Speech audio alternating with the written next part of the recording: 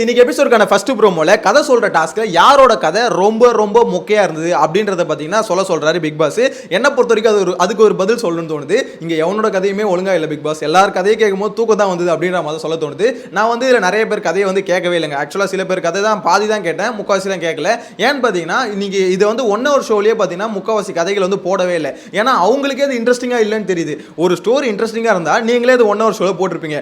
ஒரு ஷோலயே போட முடியாத அளவுக்கு ஸ்டோரி சொல்றாங்கன்னா அதுக்கு ஒரு டாஸ்க் வச்சு அதை வந்து பாத்தீங்கன்னா யாரு ஒஸ்டா சொல்லிருக்காங்க அப்படின்ற கேள்வி நீங்க கேட்டதே ரொம்ப தப்பு. என்ன பொறுத்தவரைக்கும் பிக் பாஸ் இது உங்க மேல தான் தப்பு. மொத்த பேர் ஸ்டோரி ஒஸ்டா தான் இருந்தது அப்படின்ற மாதிரி ஒரே இதுல முடிச்சுட்டு போயிடணும். இதுல வேற யாரு பெஸ்ட் ஸ்டோரி யாரு ஒஸ்ட் ஸ்டோரின்னு வேற சொல்றாங்க. எனக்கு அதை புரிஞ்சிக்கவே முடியல. இதுல வந்து எஃப்ஜேவும் திவாகர் ஸ்டோரி நான் கேட்டேன், எஃப்ஜே ஸ்டோரி நான் கேட்கல. ஸோ இதுல வந்து பாத்தீங்கன்னா எஃப்ஜே ஸ்டோரி சொன்னாரா என்னன்னு இது வரைக்கும் தெரியல. எனிவேஸ் நான் கவனிக்கல. சொன்னாருன்னா கமெண்ட்ல மென்ஷன் பண்ணுங்க எப்படி இருந்ததுன்னு. நிறைய பேர் பாத்தீங்கன்னா எஃப்ஜே ஸ்டோரி வந்து பாத்தீங்கன்னா ரொம்ப மொக்கையா இருந்தது அப்படின்ற மாதிரி, அதாவது ஸ்டோரி வந்து நரேட் பண்ண விதமே சரியில்லை அப்படின்ற மாதிரி சொல்றாங்க. திவாகர் அதே மாதிரி பாத்தீங்கன்னா அவர் சொன்னதும் அந்த அளவுக்கு இன்ட்ரெஸ்டிங்கா இல்ல அப்படின்ற மாதிரி சொல்றாங்க.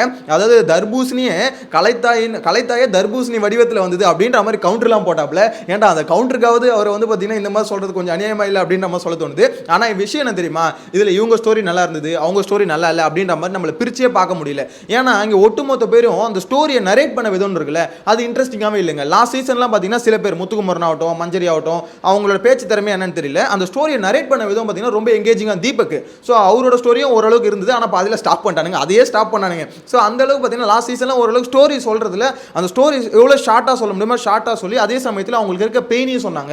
இங்கே பார்த்தீங்கன்னா பெயினை சொல்றாங்க. ஆனால் எப்படின்னா நான் வந்து எல்கேஜியில் படித்தேன், அதுக்கப்புறம் வந்து 1வது வந்தேன், அப்புறம் 2வது வந்தேன், 3வது வந்தேன், அப்புறம் 10வது வந்தேன், அதுக்கப்புறம் என்ன பண்ணுறதுனே தெரியலங்க, திடீர்னு காலேஜ் போனாங்க, அப்புறம் +1 +2 படிச்சேங்க. எனக்கு ஒன்றுமே புரியல. இதை வந்து ஒரு ஸ்டோரி மாதிரி ஃபுல்லாக சொல்லணுறானுங்க. எனக்கு புரியல. நேற்று வந்து சாப்பிட்டேன், அப்புறம் நைட்டு வந்து பார்த்தீங்கன்னா பாத்ரூம் போனேன் அப்படின்ற மாதிரிலாம் சொல்கிறேன். எனக்கு ஒன்றுமே புரியல. இல்லை ஸ்டோரி வந்து ஷார்ட்டாக சொல்லுங்கடா. என்ன விஷயம் நடந்ததோ அது வந்து பாத்தீங்கன்னா மேஜரா இன்சிடென்ட் உங்க லைஃப்ல என்ன நடந்தோ அதை வந்து பாத்தீங்கன்னா ஷார்ட்டா சொல்றதா ஒரு கதை சொல்ற சாரஸ்ல அப்பதான் பாத்தீங்கன்னா 1 ஷோலயே போடுவான். இவனுங்க பண்றதெல்லாம் 1 ஷோலயே போட முடியல. அதனால தான் பார்த்தீங்கன்னா முக்காவாசி ஸ்டோரி வந்து 1 ஷோல போடல. நீங்களுமே பார்த்துருக்க வாய்ப்பில்லை நிறைய பேர். ஏன்னா அது அந்த அளவுக்கு அவங்களுக்குமே முக்கியத்துவமாக தெரியல. அப்படி இருக்கும்போது அதுக்கு ஒரு டாஸ்க் வைக்கிறது என்ன பொறுத்த வரைக்கும் ஒரு ஏமாத்து வேலை. அதுவும் நேற்று துஷார் ஒரு ஸ்டோரி சொன்னா பாருங்க. துஷார் ஸ்டோரி எத்தனை பேர் லைவ்ல பார்த்தீங்கன்றது கமெண்ட்ல மென்ஷன் பண்ணுங்க. அதாவது 7வது படிக்கும் போது ஒரு பொண்ணை லவ் பண்ணாப்லையா, அந்த பொண்ணு வந்து பார்த்தீங்கன்னா அந்த அளவுக்கு கண்டுக்கலையா, அப்புறம் கொஞ்சம் அப்படியே ஒரு பாப்பாரா லுக் விடுவாரா, அப்புறம் அந்த பொண்ணு போயிடுச்சு. அப்புறம் 10வது என்னமோ படிக்கும் போது இன்னொரு பொண்ணை வந்து பார்த்தாரா, அப்போ வந்து உடம்புலாம் கொஞ்சம் குண்டா இருப்பாரா, அப்புறம் உடம்பை குறைச்சி திருப்பி அந்த பொண்ணெல்லாம் பார்க்குற அளவுக்கு கெத்தா இருந்தாரா. ஆனால் அந்த பொண்ணு செட் ஆகலையா. அதுக்கப்புறம் பார்த்தீங்கன்னா போயிடுச்சான். அதுக்கப்புறம் காலேஜ் போனாராம். காலேஜில் அதே மாதிரி தான் கொஞ்சம் பில்டப் எல்லாமே கொடுத்தாராம். ஸோ இது வந்து பார்த்தீங்கன்னா அவர் இதுதான் கதை சொல்கிற டாஸ்கில் பார்த்தீங்கன்னா அந்த ஸ்கூல் பசங்க மைண்ட் செட் சொல்லுவாங்கல்ல, அந்த மாதிரி துஷார் நிறைய பேர் பார்த்தீங்கன்னா 6வது 7வது 6th ஸ்டாண்டர்ட் 7th ஸ்டாண்டர்ட் அப்படின்னு நம்மளாம் சொல்லுவாங்க. எனக்கு அப்போலாம் என்னடா அவன் இப்படி பண்ணுறாங்க அப்படின்ற மாதிரி தோணும். அவன் கதை சொல்கிற டாஸ்க் அப்போ தான் தெரிஞ்சுது உண்மையிலே அவன் மைண்ட் செட் அங்கே தான் இருக்குது அப்படின்ற மாதிரி. ஆக்சுவலாக அதை வந்து ஒரு பெருமையான விஷயமா அப்படி சொல்லிட்டு இருந்தான். எனக்கு அதை பார்க்கும்போது அவன் லைஃப்பில் அவன் பட்ட பெரிய கஷ்டமே அதுதான் அப்படின்ற மாதிரி தான் தோணுச்சு. எனிவேஸ் கஷ்டத்தை மட்டும் சொல்லணும்னு இல்லை, சொல்றதை கொஞ்சம் இன்ட்ரெஸ்டிங்காக சொல்லலாம். அதே மாதிரி பார்த்தீங்கன்னா ஏதோ அந்த இன்ஸ்டாகிராமில் வீடியோ போடுறது ஃபர்ஸ்ட் 500K 200 300 500 ஸோ இந்த மாதிரி வியூஸ் போச்சு. திடீர்னு ஒரு நாள் கேமரா எடுத்து வச்சு அப்படியே போட்ட மில்லியன் கணக்கில் வியூஸ் பிச்சுட்டு போச்சு அப்படின்ற மாதிரி சொல்கிறப்பல ஏன்டா இதெல்லாம் ஒரு வந்து எப்படி சொல்கிறது எனக்கு புரியவே இல்லைங்க என்ன நடக்குதுன்னு. வர பார்த்தீங்கன்னா சோஷியல் மீடியாவில் வீடியோ போடுறதே ஒரு பயங்கரமான ஒரு பெரிய இது அப்படின்ற மாதிரி சொல்லிட்டு இருப்பானுங்க போல. அது வந்து பெரிய சாதனை மாதிரி பண்ணுறானுங்க சோஷியல் மீடியாவில் இன்ஸ்டாகிராமில் வியூஸ் போகிறது அப்படின்றது எனக்கு புரியவே இல்லை.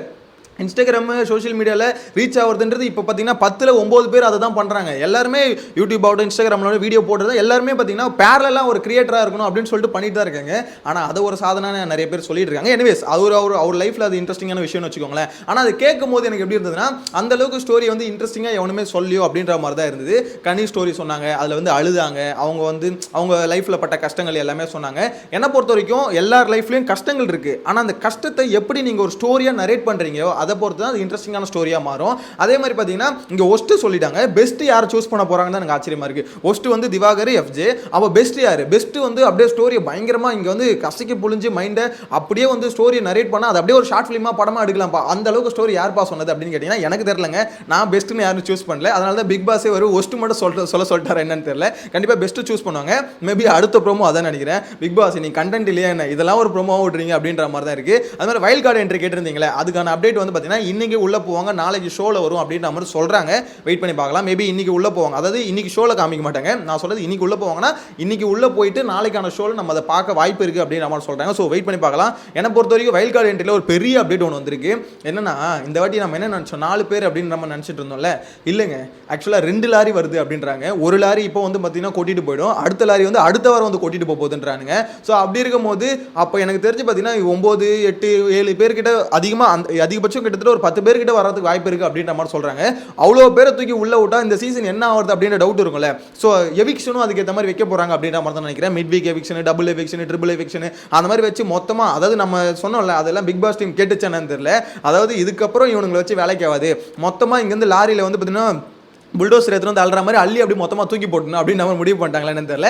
நிறைய பேரை வெளியே தள்ளுறதுக்கு பிளான் பண்ணிட்டாங்க இந்த சீசன் உள்ளே இருக்கவங்கள அப்படின்றது க்ளீனாக புரிஞ்சிக்க முடியுது. வைல்ட் கார்டு என்ட்ரிஸ் அதிகமாக எண்ணிக்கை அதிகமாக இருக்குது அப்படின்ற மாதிரி ஒரு அப்டேட் வருது. அது எந்த அளவுக்கு கன்ஃபார்ம்னு தெரியல. ஆனால் அது கேட்கும் போது எனக்கு ரொம்ப இன்ட்ரெஸ்டிங்காக இருக்குது. எஸ், நிறைய பேர் உள்ளே விடுங்க, அதாவது புது முகங்களை உள்ளே விடுங்க. அந்த பழைய முகங்கள்லாம் அடிச்சு ஒருத்தங்க எங்களால் முடியல, காதெல்லாம் வலிக்குது, தினம் லைவ் பார்க்கும்போது அந்த ஒரு இரிட்டேஷன் இருக்குல்ல, என்னடா இது இப்படி பண்ணிட்டு இருக்காங்க, கத்திக்கிட்டு இருக்காங்களடா, தினமும் இது ஒரு பிரச்சனை அப்படின்ற மாதிரி. இதோ இன்னைக்கு ஆரம்பிப்பானுங்க பாருங்க, திவாகர் போய் லைவ்ல போய் தமிழ்நாடு மக்களுக்கு, தமிழக மக்களுக்கு வணக்கம், அதாவது இன்னைக்கு என்ன நடந்ததுன்னா அப்படின்ற மாதிரி ஒரு பேசுவார். கமருதீனும் கானா வினோத்து பின்னாடி போயிட்டு சிரிச்சிட்டு இருப்பாங்க. அங்கேருந்து ஒரு சண்டை ஆரம்பிக்கும். அதுவே பார்த்தீங்கன்னா மதியானம் வரைக்கும் போவோம். அதில் ஒரு ப்ரோமோ ரிலீஸ் பண்ணுவாங்க. ஸோ இன்னைக்கான டாபிக் மோஸ்ட்லி பார்த்தீங்கன்னா அதுதான் இருக்கும். ஒரு காலவர் பார்த்தீங்கன்னா டாஸ்க் ஏதாவது வச்சு ஒப்பேற்றுவாங்க அப்படின்ற மாதிரி சொல்ல தோணுது.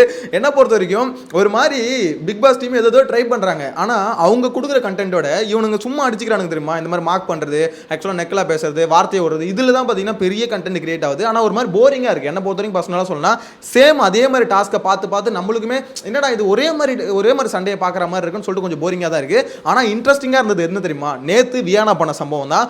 ஒரு வார்த்தையில் பார்த்தீங்கன்னா மொத்தமாக அன்புக்கு எங்கள் கதற விட்டுதில்ல.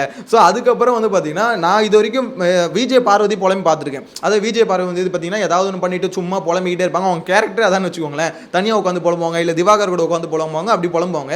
ஆனால் நேற்று தான் ஃபஸ்ட் டைம் அன்புக்கு எங்கள் உட்காந்து புலம்பந்த பார்த்தேன். அவங்களால ஏற்றுக்கவே முடியல. என்ன இது பிக் பாஸ் வந்து நம்மளை இந்த மாதிரி சொன்னது வந்து பார்த்தீங்கன்னா சரி அப்படின்ற மாதிரி சொல்கிறாரு அப்படின்றது அவங்களுக்கு வந்து பார்த்தீங்கன்னா திடீர்னு அதிர்ச்சியாக இருக்கும்.